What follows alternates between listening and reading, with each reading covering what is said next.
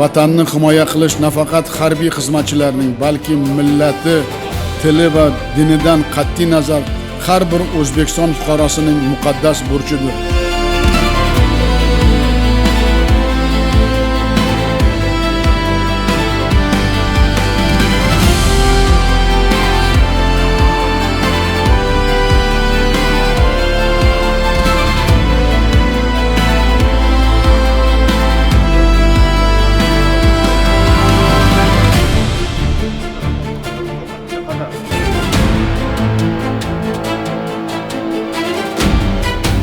Shiddat bilan o'zgarib, tobora keskinlashib borayotgan xalqaro vaziyatda mamlakat xavfsizligi va barqarorligini ta'minlash bizdan doimiy safarbarlik, yuksak mas'uliyat va qat'iy harakatni talab etmoqda.